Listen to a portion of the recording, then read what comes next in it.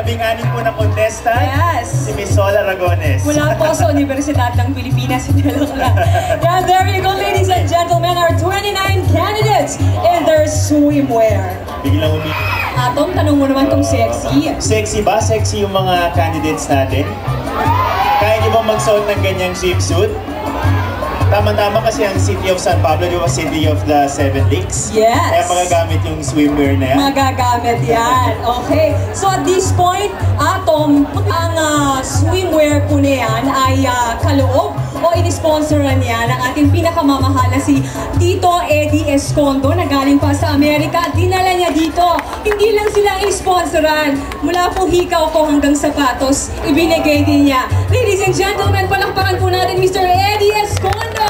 Maraming salamat po. Nasaan po si Mr. Eddie Escondo? Tito Eddie, thank you. Thank you very much. There you go. At of course, sabi nga kanina, Sol, magsisimula na tayo sa pamamigay ng ating mga special awards para sa gabing ito. Ano ba ang ating unahin? We'll start with the Press Choice Award. Press Choice Award. Yung nagustuhan, ito yung nagustuhan ng ating mga press people, yung mga taga-media. Siguro ito yung mga nagko-cover ng pageant na ito dito sa San Pablo. Exactly. At batay sa karanasan natin, ito yung mga kandidata o kandidato na kapag kinausap ng press ay maayos sumagot.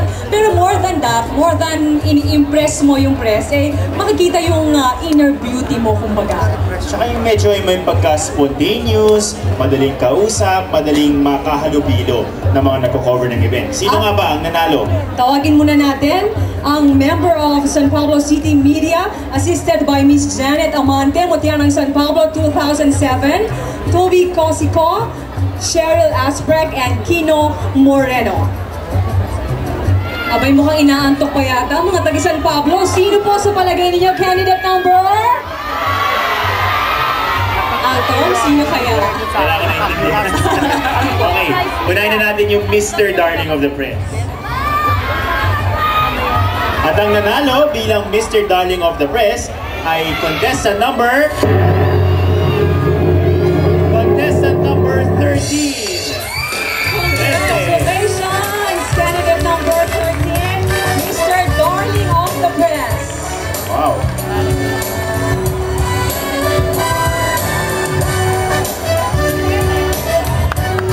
To be awarded by Cheryl Asprek, first Kino Moreno, Toby Cosico, and of course the member of San Pablo City Media, assisted by Miss Janet Amante, Mutya ng San Pablo 2007. Congratulations, candidate number 13! Congratulations. Tamang-tama, medyo maginaw, magpainit ng konti. Sino? Ang Miss Darling of the Press ay si contestant number 8. Contestant number 8! Darling of the Press. Congratulations!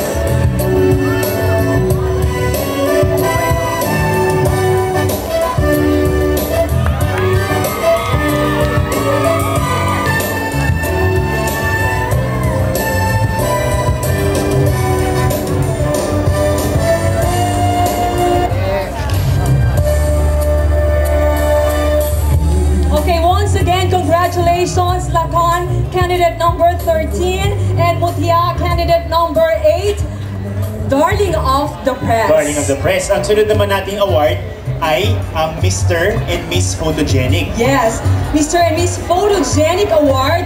Ibig sabihin, yung masarap kunan ng litrato dahil laging maganda sa mga picture. Yes. Mahirap yan. Medyo kailangan ng konting practice para kumuha ng magandang angulo. Magaling ka dyan eh. You know your angle, not only sa picture but also in camera.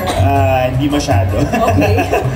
Okay, Let's Mr. and call Miss on- Darling of the Press. Let's call on Mr. Val Porras of Exposure, assisted by Glenifer Perido, Mutia ng San Pablo, 2009. Candidate number... Hintayin mo natin ang presenter natin. Next award, dahil Okay. padating pala ang ating Sayang, excited presenter. na ako. Bubuksan ko na. Okay, next award muna tayo. Next award is... Okay, ang next award natin ay Mr. and of course,